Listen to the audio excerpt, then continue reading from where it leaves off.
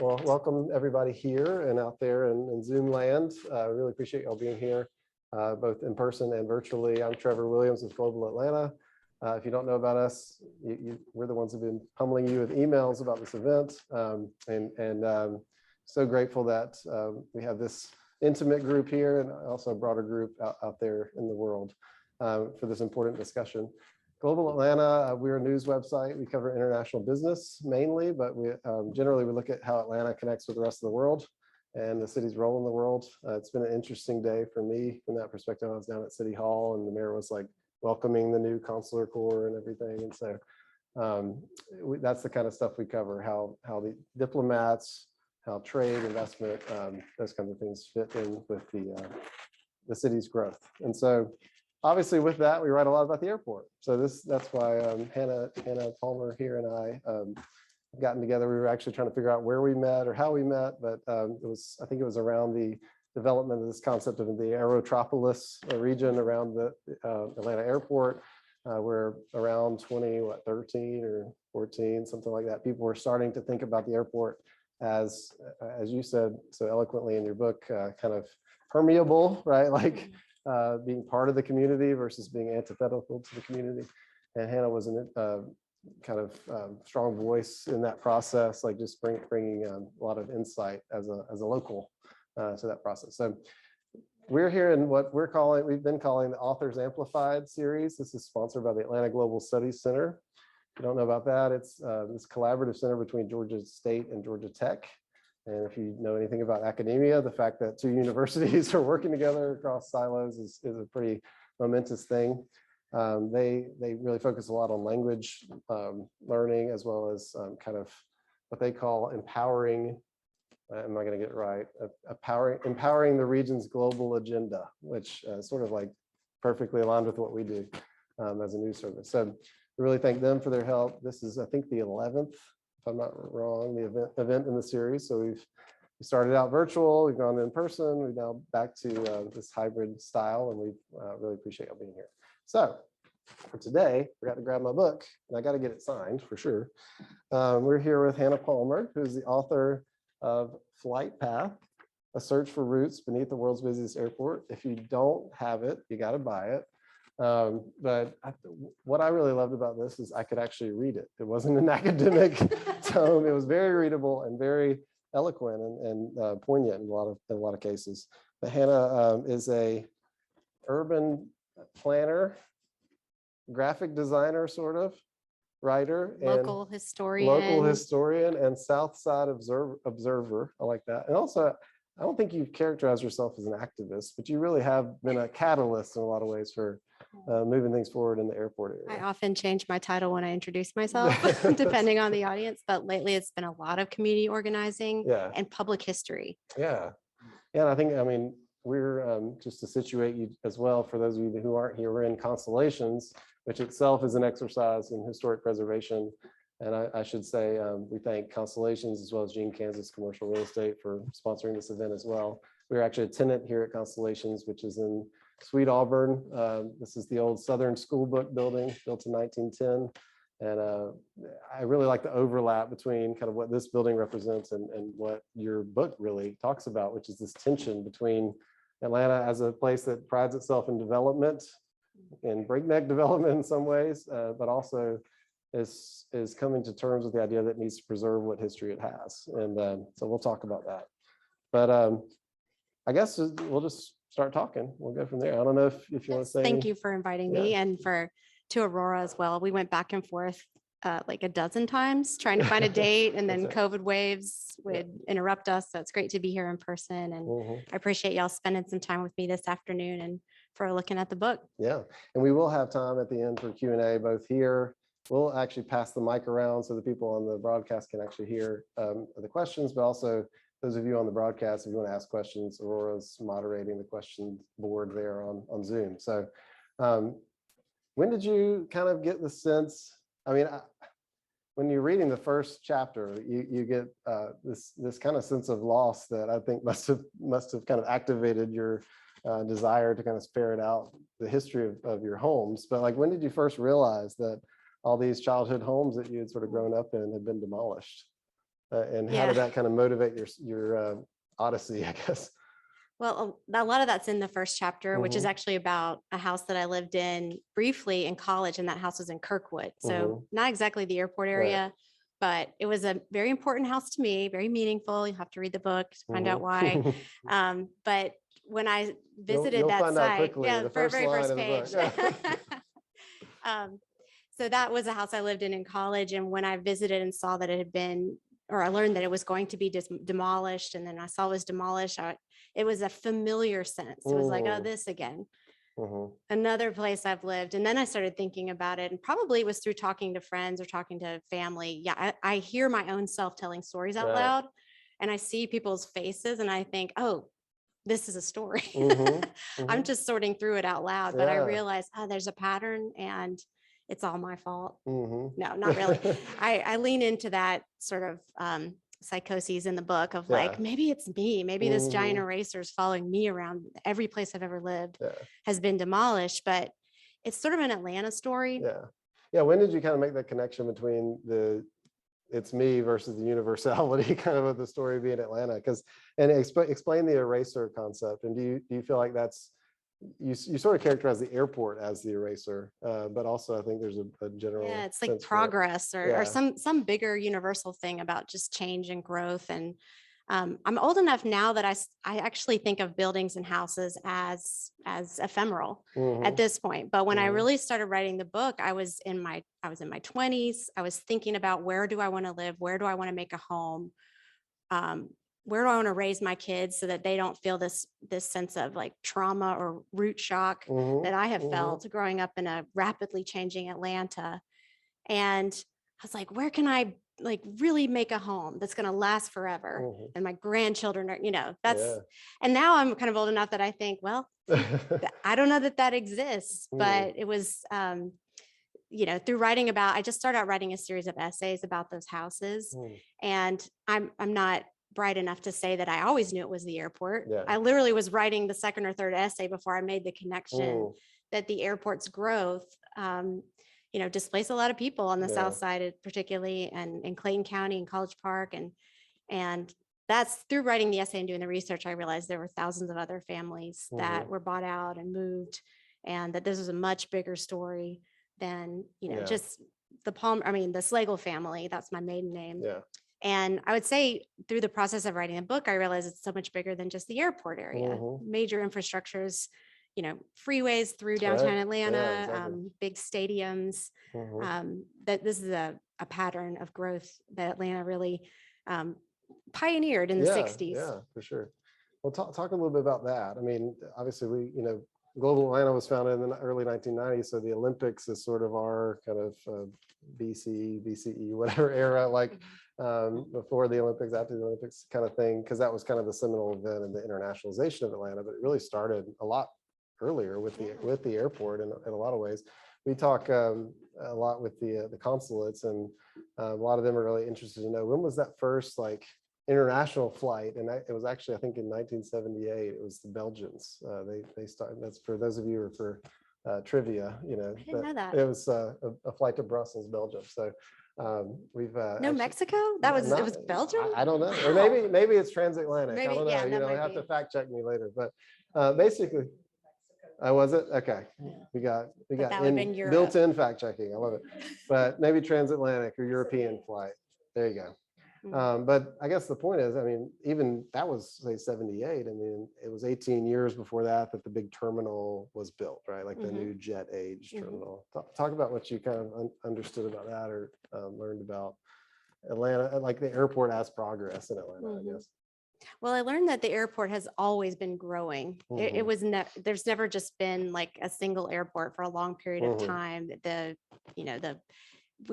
planners of the airports constantly sort of underestimated the demand that was coming. They could not forecast the growth of passenger aviation in this country. And they were one of the first airports out there trying to build as fast as they could, extend the gates, add more runways, and we're still doing it.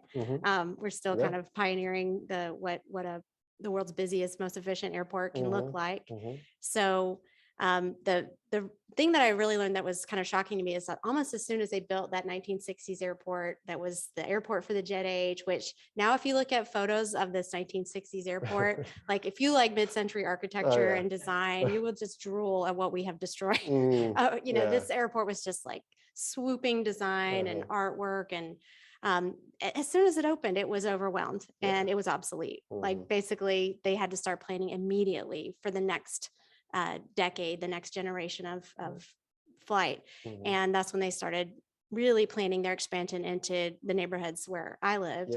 And that terminal that opened in 1981 completely changed the layout of the airport from crosswinds, that's I'm showing you crisscross, runways, to this parallel runways, which is why we can take off and land multiple aircraft at the same time today. And that's the pattern that most major airports built since Atlanta have copied. Denver looks like that, Istanbul, Beijing. So, we kind of created this genius, sort of modular airport where we can keep adding gates and keep adding runways. Everything's forever. Parallel, right? Like if you've been on the train in the airport, you're going through between parallel concourses that, could essentially, given the amount of space, could keep expanding outwardly. Conceivably, And that's what happened with the 2012 international terminal. We got Concourse F, right? And that expanded a little bit more eastward. Actually, that's when I started to explore Mountain View and all that, because there was a lot of discussion around, and we'll get to that. But a lot of discussion around, should there be multimodal transit hub on that side of the airport? What, with the airport having another door, basically, like what does that look like for those communities? And of course, there came the incumbent, expected parking infrastructure and all that stuff that's still being developed. It's still under construction. That even though the international terminal opened on the east side of the airport in, did you say 2012? There's still this massive construction project to connect the terminal to 285 with just a roadway, but it goes underneath some railroad tracks. It's obliterated what was left of Mountain View. So the places that I documented when I wrote Flight Path are now, they only exist in Flight Path. They're gone. Well, you even mentioned that there were, even when you started the journey of exploration, you felt like this was not a story that happened in the past. It was something that was ongoing. So why don't you tell us about what, like, Flight Path obviously has multiple meanings, I guess, but you really talk a lot about the noise contours and how that decimated these communities. But can you explain a little bit about that, and then maybe we'll get into Mountain View and how that played into everything. Well, then y'all know what noise contours are. That's not a term I knew. If you grow up near an airport, you should know what noise contours are.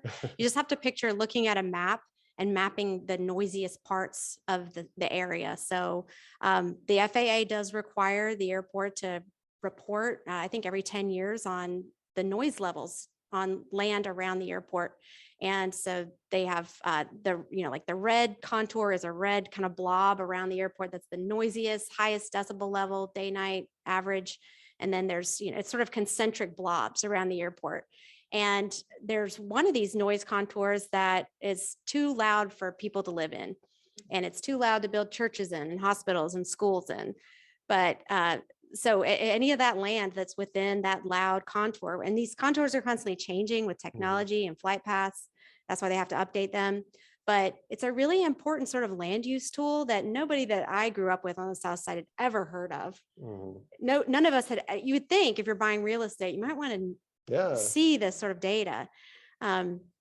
When I saw it, it explained everything about why the property values in Forest Park, because if you were inside the noise contour, you got bought out. The FAA had a pot of money specifically for buying out single family homes and businesses and relocating you. But if you're just outside of that imaginary line on the map, you're out of luck. But you're going to see, a decline in your property value. You're going to experience the noise at certain times. And that's why still today, if you visit the Camp Creek Parkway corridor on the west side of the airport or Main Street of Forest Park on the east side of the airport, if you're not from the area, you will flinch and you will dive because there's airplanes just coming down right on top of you. And you're like, how do people live with this? Or why? A big question in the book was like, who got bought out and why? And what is this plan? Well, and the buying out had layers to it, right? Because you had some air rights Mhm. Can you explain that concept? And like some people got insulation and like new windows and stuff like that Yeah, too, my right? family was just outside of the noisiest noise contour. Mhm. So we didn't get a full buyout, but we did, we were asked to sign an navigation easement. Navigation is, airplane navigation, Uh, which meant that we wouldn't sue the airport over noise concerns. They would provide in exchange for that signing insulation, new windows. I think we got central heating and air, mhm. which was Yeah. a big step up for our family Yeah. in the early 90s. Yeah.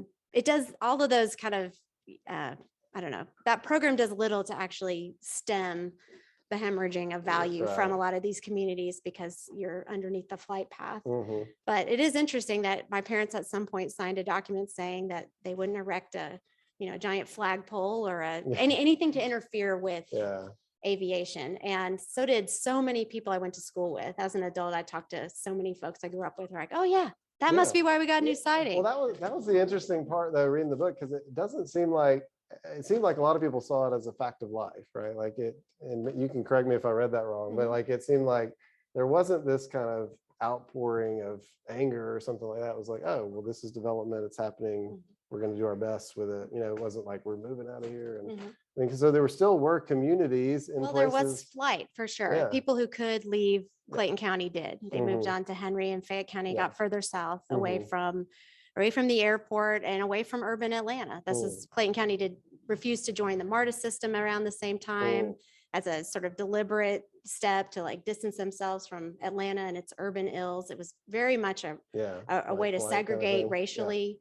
So that's part of why it's called flight path. There's Mhm. the literal like Mm. invisible highway over our houses, but then there's also my questions about this like white flight from the city, Yeah. and which I encountered in McDonough, really. Yeah.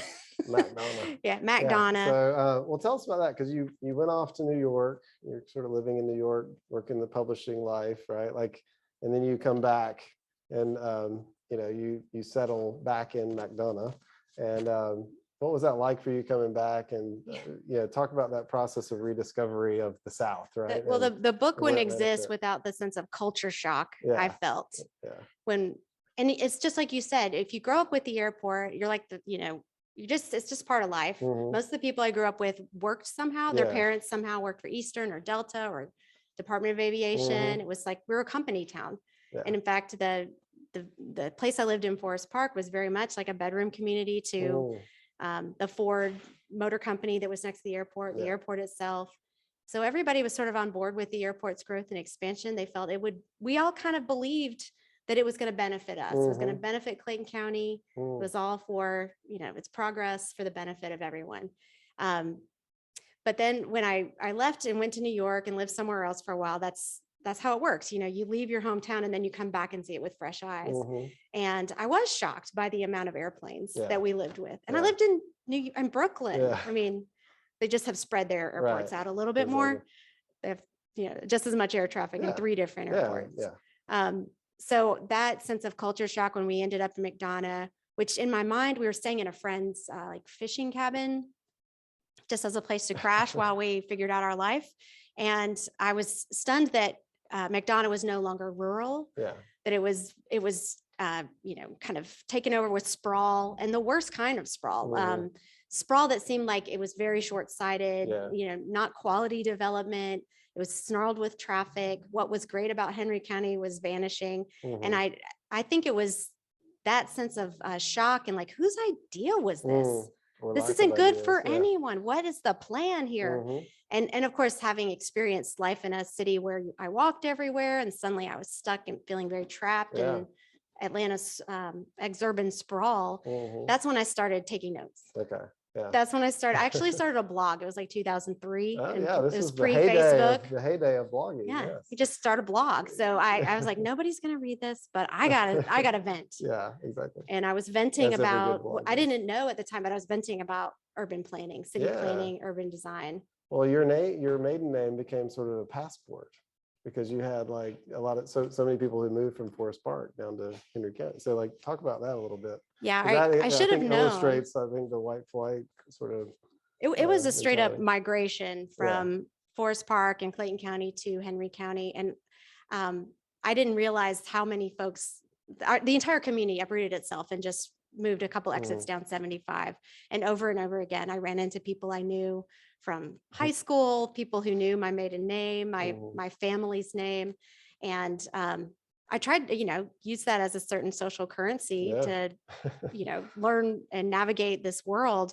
But I also thought, isn't this strange? Doesn't anybody else think this is strange? What we left behind, Forest Park was a great place to grow up, and it was a community you could walk in, and there were parks, and there's just now airplanes on top of it. Have what we traded it for, is it better here? Are we safer? Or is there anything to protect us from the same kind of rampant just maybe push down the road a little bit, literally and figuratively. Absolutely. Right? Well, talk about, I really wanted to have you tell the story about the blueprints, because I thought that was just ironic, right? Like you're working at a print shop and you see people coming in with the blueprints to the airport, and you kind of characterize it as, second nature, that we're just going to expand. Like there wasn't really much thought about it, but you're reckoning with all this. You're coming back from New York, and then you're working at a print shop, and you're having to graphic design the stuff that's erasing your old neighborhood. I found myself part of the big machine. Everybody kind of, all of our jobs are somehow connected to the growth of this airport. And I had never heard anyone be critical out loud about what we were building, or think critically about if there's a different way to do it or who benefits. I certainly felt robbed of many homes at that point, and of a community that was tight knit and, active and vital. And to find myself, I just had a job at a copy shop, and I was making all these blueprints of the runways and the neighborhoods they were buying out. And I would just find myself staring at these blueprints and thinking, is anybody protesting? Is anybody noticing? Is anybody sad? Am I the only person who's sad? Maybe I just need to get over it. Well, it turns out that there had been protests in the 90s when the 4th runway was opened, and my parents told me about protests in Mountain View as houses were dragged out. It's like I've learned this term from just being a student of history, that a lot of people felt that their home was legally stolen from them. That term, legally stolen, is like everything, everybody got paid, everybody got relocation assistance. It was all done legally, but eminent domain did have to come in many instances to remove people from the homes they thought they were going to live their whole lives in. Exactly. And even today, I ask that question as the airport grows. I'm like, who's paying attention? Is there any protest? Yeah, I mean, it is a machine, so it's hard to fight the machine, right? It's just, and you don't want to bite the hand that feeds you when everybody's sort of working for the airport. We all rely on the airport. We depend on it. We depend on cheap flights. Especially living on the South Side, I can't tell you how many people I know who work for Delta and for the Department of Aviation have great jobs. And well, definitely, let's talk about that too. But I wanted to ask you about Mountain View itself. What is it? I mean, it was a city, one of the only cities I think that lost its charter at some point. Now it is sort of an archaeological site in a way, at least the way you describe it, and the way I've driven out there and driven around. So just kind of describe that for us, because I think that will illustrate a lot about your sense of loss. Because your really earliest childhood home was in Mountain View, and either got carted away or used as a burn drill for a fire department or something. I don't know if you found it. I heard it was moved. Somebody came to one of my readings who was in their 90s, and she said, I live next door to that house, and I think it was moved to Douglasville. And I've done a lot of driving around roads in Douglasville to try to find it, but I haven't found it. But I have a rumor that house was picked. So many of them were. House moving was a big business, basically. And you talked a lot about that. I think that was interesting, because you don't see that very often anymore. It's pretty special to see a house getting moved, but it was a huge business in the early 80s. Well, Mountain View was a city. It wasn't just a neighborhood. It was a very small city in Clayton County. The city doesn't exist anymore. It lost its charter in 1978, which is the year I was born. It happens to be where my parents landed as two young, I don't know, they didn't have a college education. They were just, my mom was an artist. My dad was a welder. They found a cheap house to rent in Mountain View when they had 2 baby girls. And so that's the first place I ever lived. And my parents just picked it because it was cheap. It was a beautiful old house in a beautiful old neighborhood, and it was affordable. And the airplanes were landing right on top of it. So in the book, I sort of aligned the breakup of my parents' marriage to the loss of the town of Mountain View. Again, it's all my fault. It's all about me. It's a memoir, y'all. Yeah, it really is. But in my mind as a little girl, I did kind of think, wow, that was such a bad breakup. Like the whole town broke up and everybody left. But I was so little when I lived there that I didn't have a lot of sentimental attachment to the place. I didn't remember it very well. But it does seem significant that I cannot go back and even point to the street where my parents were once happy. You know, the whole book started too because I found this scrap of a newspaper article, and it was, my mom is in it. She's in a Lamaze class, and it says, Mountain View couple takes Lamaze. And I was like, Mom, what's Mountain View? Yeah. And it's a long story. Yeah, it really is. And so when this whole idea of developing the airport area became a trendy kind of topic about 10 years ago, that parcel or assemblage of parcels became kind of a hot topic because it's still most of those lots are still owned by. It was proposed as like an Amazon HQ at some point. Yeah, and it's been proposed as a multimodal transit hub for MARTA, but also, I believe Clayton County, like Development Authority, whatever that's called, I believe they own or control most of that land now, and they would like to redevelop it, but it's quite restricted, being directly in the the line of the runways. So it's unlikely to be redeveloped as residential at this point. There's probably some deed restriction, but it could be. But is it be not Amazon's still owned headquarters. By like Highwoods and the airport and the city and all that? We're talking about a lot of land. Yeah. I don't know for sure. Yeah, I think some are, it's still commercial and industrial at this point. That's sort of dated information that I have, but we'll talk about your own journey to motherhood and how that influenced the exploration, right? Because a lot of the digging in archives and stuff that you're doing throughout the book is happening while you're pregnant. Yeah, the little boy on the cover of Flight Path is 11 now, and he really loves watching airplanes. And we sneak around the airport a lot watching airplanes. And so the book does follow the trajectory of like trying to buy a house, trying to start a family, trying to have a baby. And then in the course of the book, there's a baby.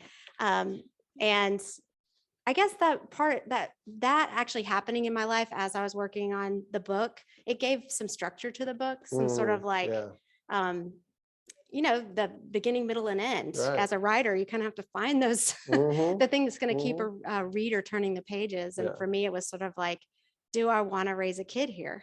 That becomes sort of one of the driving questions of not just the book, but my whole life still. It's like, what kind of home is it possible to make? And, so I'm pregnant in a lot of the book, and I'm like wobbling around in these like marginal post-industrial landscapes from the city archives and plopping away. And I did actually find my son's name digging through deed books. That's right. Because I was looking for names at the same time I was researching deeds, and I was like, I love these old names. Yeah, there's a whole chapter on his name is Guy, G-U-I.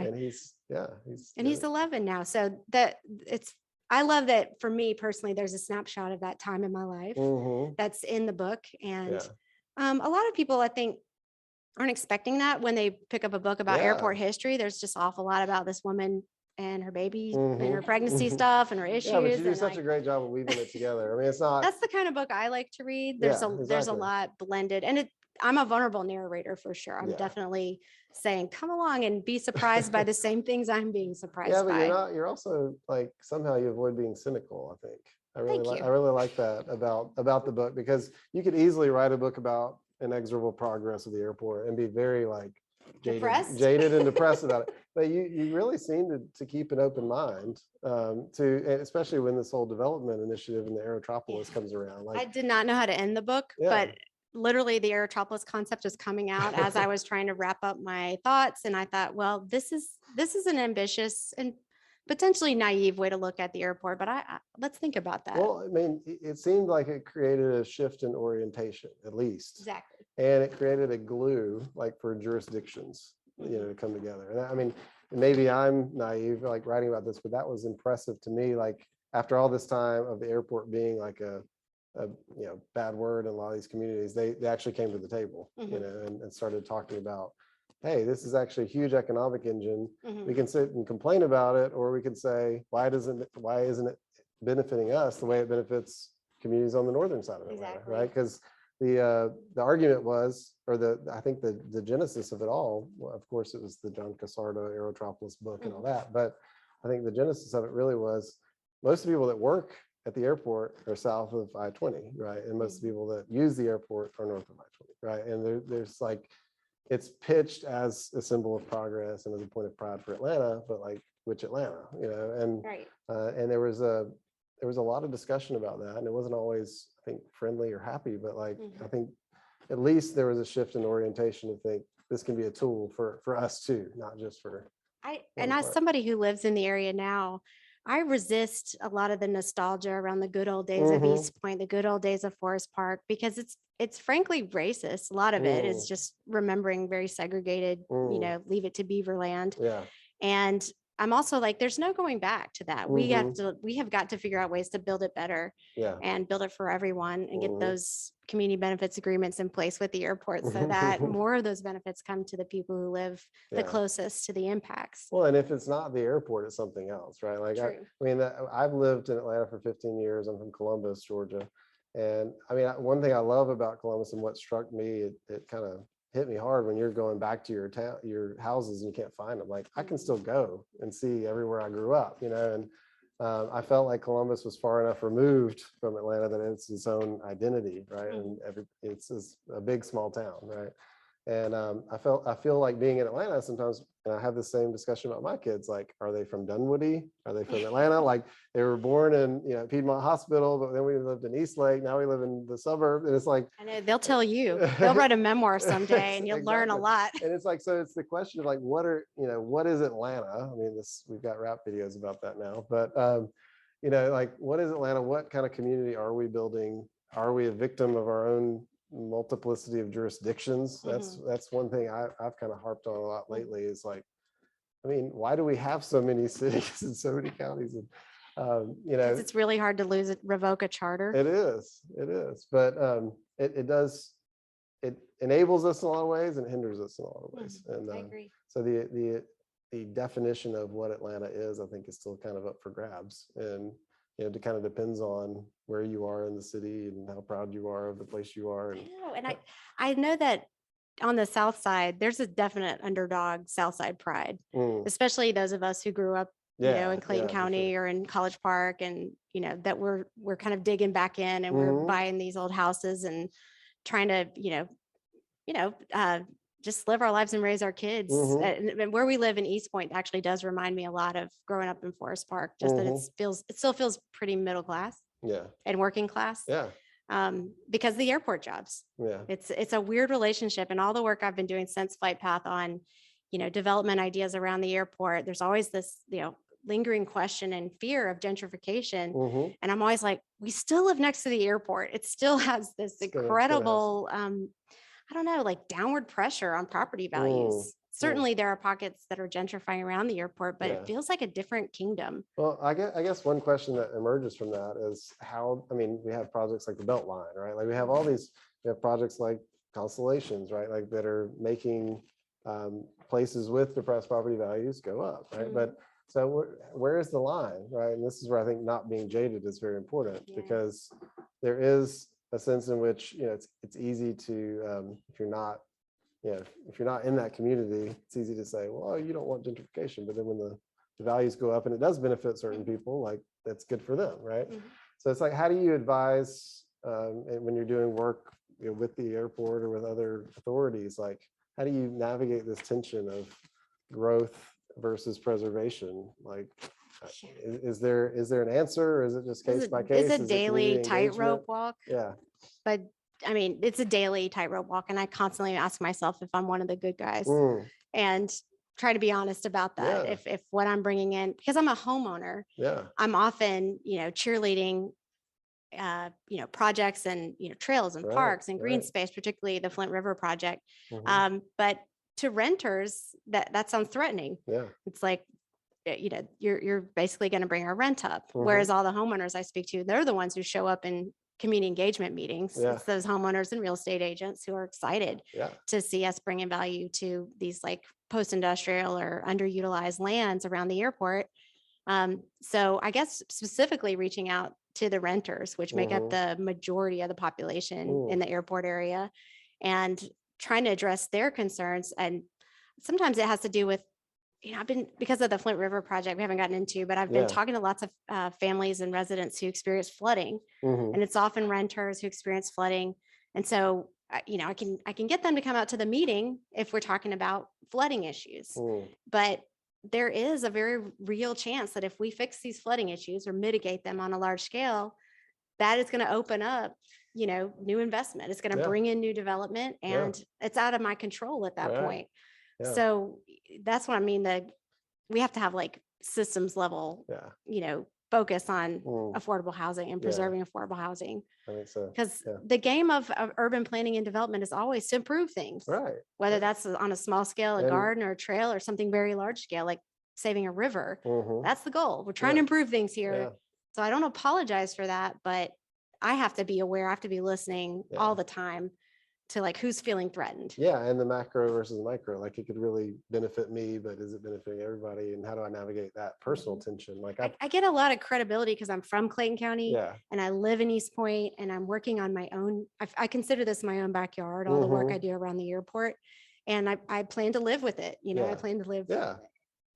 But I'm still white, and I still show up white in these meetings, and it's I have a different set of shoes that I'm walking in than a lot of the people I'm meeting with. Interesting. So that's the tightrope. And I think that's important for those of us who are in the kind of international space, because the airport is an unmitigated like boon for international investment, right? Like it's this, you can be here and reach the rest of the U.S. population in 2 hours, 80% of the U.S. population in 2 hours. That's always the pitch. It's the world's busiest, most efficient. And I think one question, maybe we can end on this and open it to questions, but one question you raise in the book is, what's the cultural cost?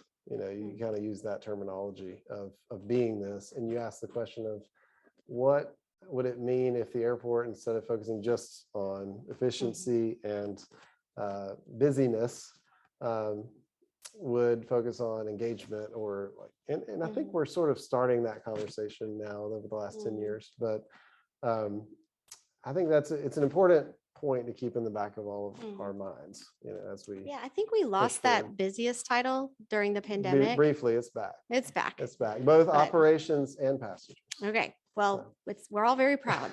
We're all very proud to be the busiest in the world. But I asked the question in the book of like, what if that wasn't our driving mission, is to stay the busiest in the world? What if we just were focused on quality, or, being a wonderful airport that people love to visit and bring their kids to watch airplanes, and that is surrounded by, great neighborhoods and great green space, and it's, sustainable inside the terminals and outside the, there are airports around the world that are really killing it on the level of like quality, like, the airport has some amazing things about it. Their art program, that cool plane train, MARTA gets there. I could go on and on about the great things about the Atlanta airport, but it can be a miserable place to be, and a miserable place to live next to when, when what we see from the outside is just layers of razor wire. Like there's truly a hostile I think environment. Really the exemplary part of this is when you talk about wanting to watch the planes and not having anywhere to. And of course that may be a post 9/11 sort of story, but other airports have figured out ways to have observation decks. Like you have to be inside in order to really watch the planes, which is ironic because there's so much space and 5 runways and one's going over 285 and all this stuff. So you would think some way we would figure it out with the FAA and all that. But I think it's a good example I'm working on that. It's a good example of a very simple thing that could make life very interesting for especially little kids. I got 2 little boys that love planes too. So I can tell you where to take them, but it's not legal. Good. Well, I don't know if y'all have any questions here we'll start with Graham, and I'm going to take this over to him, if you don't mind, so people on the call can hear. And then if people on the call want to put questions into the chat, Aurora can ask those. So I'm going to go back to a comment that you made much earlier around, you're going to these houses that you used to live in and they're simply not there anymore. And this idea of housing being ephemeral. So both myself and my younger twin sisters, they're looking at either buying a new house or getting a new house or refurbishing a house. How has your opinion changed on how much emotional investment do you put into a piece of land that might not be there later, or isn't necessarily your forever place? I am the worst person to ask about real estate questions because I am a sucker. We bought our house as a starter home in 2005 and we're still there and we plan to like live our whole lives there. Yeah. We're just going to just be there. That's where we're going to be. And it's part of, it's what we can afford, first of all. And we do love our community in East Point, but also I am really attached now. Everything that's happened in that house, everything we've built and made it our own. It's funny because like I'm not attached to cars. I'll get a new car every few years and be like, yep, doesn't work anymore, get a new car. But the house is like, it's a 1940 house and needs a lot of love all the time. And I'm just kind of like, this is it. This is where I'm staying. I'd rather not be on the lookout for the next home ever again. And part of that is like, I just feel rooted there and I want to grow there. I want my kids to be able to come back and visit with their kids someday. And it's not that great of a house. It's just mine. So even though I just said houses are ephemeral, I sure am doubling down on staying in my house until a tree lands on top of it and that happens all the time. Yeah. So don't take any advice from me, but I do think that every city needs a population of people who are rooted here and who are going to stay and who are going to invest here. And they're like, this is it. This is where I'm at for the long haul. Other cities are a lot more walkable. Other cities have less crime. Other cities, blah, blah, blah. But this is my home. Yeah. And that's kind of where I feel called to be. Yeah. East Point of all places. Yeah. Well, and I think it's an Atlanta issue too, because we have so much transiency here, right? Like we have so many people coming in and out all the time. And it's maybe an issue that's even getting worse. And I feel like I am sort of problematic in a lot of ways because I bought a condo, we sold it, we renovated a house in Eastlake, we moved from there. And so it's like, we've moved around quite a bit in Atlanta. And that's normal. Yeah, that's fine. It's normal. Every city needs that. For me, a house was an instrument. We were one income family. My wife stays home with our kids. And like, for me, it was an instrument to get to a place of settledness in a city that's getting more expensive all the time. Yeah. So using the equity from that. But like, and I still say, I don't know how anybody without doing that would be able to buy a house and have one income unless you just have a huge income. Right. So it's, there are a lot of motivations behind it all, but I think your point about like just being rooted is very well taken for sure. But again, I'm like, don't ever ask me about real estate. I'm practically evangelical about like, this is where I'm supposed to be and this is where I'm going to stay. Yeah, there you go. Well, I think we got one here. Do we have anybody? Okay. This is just for the broadcast people.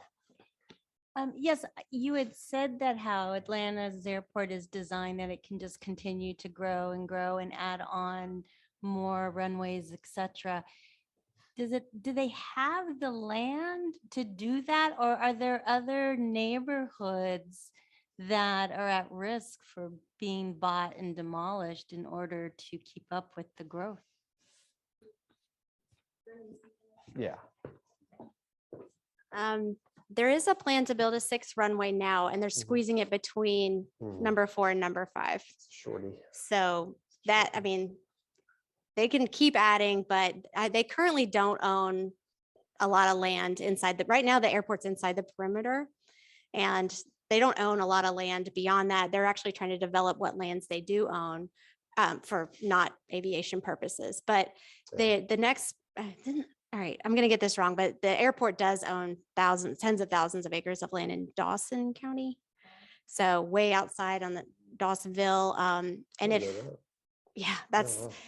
owned that land for a long time. They've not developed it. Currently, it's like a protected wilderness that I think you can get a permit to go visit. If they built that there, I'd be doing a project about the Etowah River and the damage to and that would definitely affect communities in Dawson County. Am I getting that right? I'm looking to you, Maria. It's Paulding County? I think it's Paulding County.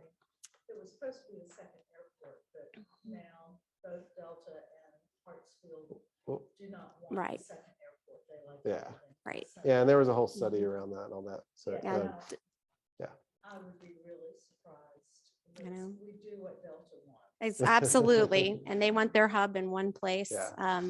Anchored on the south side. Yeah. And Atlanta is very unique. You don't have any other place where it's such a single carrier hub in the world. And you mentioned in the book, it's very transfer oriented. It's think it's 2/3 of the 100 million or so passengers are changing never leaving the planes. airport. They're just changing planes. And that's how they're able to get such volume.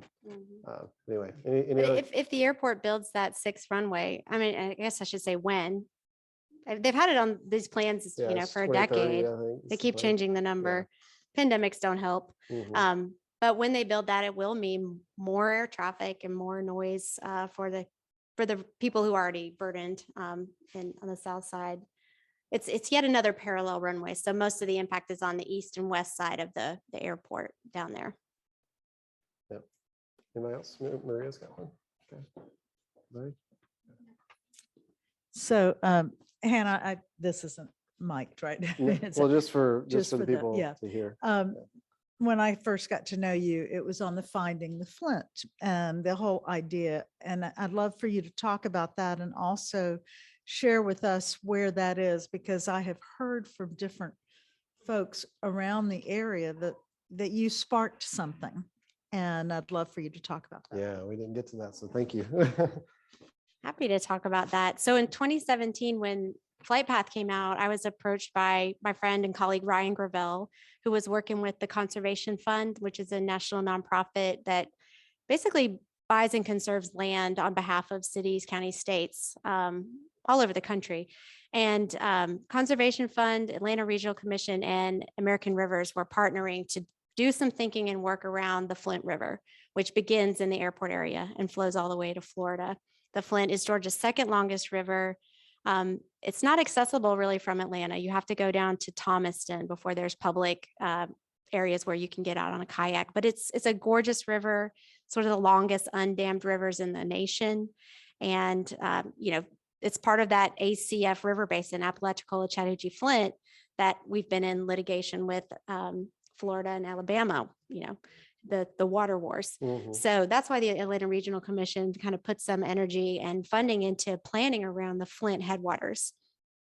So, right. That's why we call the project Finding the Flint, because the Flint headwaters begin in East Point and College Park, and they're basically piped all around the airport under the runways. And then they're flowing freely through Clayton County, but they're not accessible, and they're really degraded, quite polluted with airport spills and just industrial urban pollution. So for the last 5 years, I've been leading this project called Finding the Flint that's about raising awareness of the Flint and also proposing really bold ideas for how we could kind of reclaim and restore green spaces around the river and bring the river back into people's lives, basically put it back on the map. So it's daylighting. Well, many places the river's already daylit. It's just on private property or behind barbed wire fences. It's inaccessible. The part that's underneath the airport, we will not be daylighting because it goes right through the runways, all of them. It's flowing north to south. But it does connect. The watershed does connect all these places that are so important to me, like from East Point down to Clayton County. And there's a lot of green space that would be great for trails and parks. But what happens when you put a trail in a park on a polluted, forgotten river, you kind of have to clean up the river. So it's a chicken and egg thing where I'm working with the airport and trying to urge them to spill less jet fuel into the river. I'm getting community members who have only experienced the river as a nuisance, as a flooding hazard, as a poisoned, degraded urban stream, to be part of sort of developing these plans and parks that could start to change the narrative of the Flint River and become a new sort of destination for the South Side. And also, isn't the wash of the water off the runways, isn't that also a problem too? Because it doesn't go where it should Right. go? Stormwater from the airport is, a massive volume of water. Every time it rains, the Flint is flooding because of that. But it's not just the airport. There's all kinds of industrial development around the airport. The airport is a magnet for these like giant warehouses. And anytime you have these large scale industrial developments, it's causing runoff problems for the river. So any kind of green infrastructure that we can bring to the airport or to the surrounding, developments is going to benefit the river. But we're really focusing on like the river's a treasure. I could take y'all to some parts of the river that are inside airport property that are like full of wildlife and fish and giant boulders. And you can just squint and imagine that you're someplace in North Georgia, but it's like a nature preserve on airport property. Wow. Anybody else? We got maybe one more. Time for one more. And the folks on the call have just been silent, huh? All right, well, last chance. We'll go to Jerry. Yeah. So the airport is run by the city of Atlanta, or Yes. maybe you could just speak to that. I don't know if that's conventional or if that's good or bad, or. It is confusing to me often, like who's in charge of the airport. It is a department of the city of Atlanta. So the airport is not in the city of Atlanta. It's in Clayton County and Fulton County. It's touching the cities of Hapeville and College Park. A large part of it's in College Park. But all of that land is owned by the city of Atlanta, and the airport is managed by the Department of Aviation. So the mayor appoints or hires a general manager of the airport. And since I've been kind of studying the airport, there must have been 6 different GMs. So there's a sort of political churn at the top of the airport that I think has sort of stunted the vision for the place. Like, this is why they just stay so focused on world's busiest, because there's not some like larger vision challenging them to be more sustainable or I will say engaged. though, the churn has been more recent, right? Because before like 2012, I think when Mayor Reed was elected, I think there was like 12 years. I think Ben DaCosta was there or something. So That's true. and then Gittins before him was like 10 years. So Yep. it's relatively recent. Then yeah, exactly. Yeah, and they do have a very long-term plan, right? But yeah, it has been beholden to the political winds. The other side of it is like if you go to Manchester or places around the world, they have a more collaborative like community board sort of thing where like different municipalities actually have an ownership stake, and then they may have like the nation of Qatar might have like a stake in the airport itself. So the private model has some challenges too. That's one of the issues with it's normal for an airport to straddle multiple jurisdictions or to be outside of the city that it serves. That's pretty normal. Airports are giant land uses that are kind of need to be outside the center of the city. But it does make it politically tricky for those of us who live with the airport in our backyard, that we don't vote for the mayor of Atlanta, and that we don't have a direct political, Yeah. And I don't want to let this stake. get off track because we're about to end this, but yeah, there was, a recent takeover effort by the state to try to take over the management of the airport that ended up fizzling out, but it's not necessarily dead. So there's some tension, particularly with worries about, the situation at City Hall in the last few years. So, but yes, let's thank Hannah. This has been great.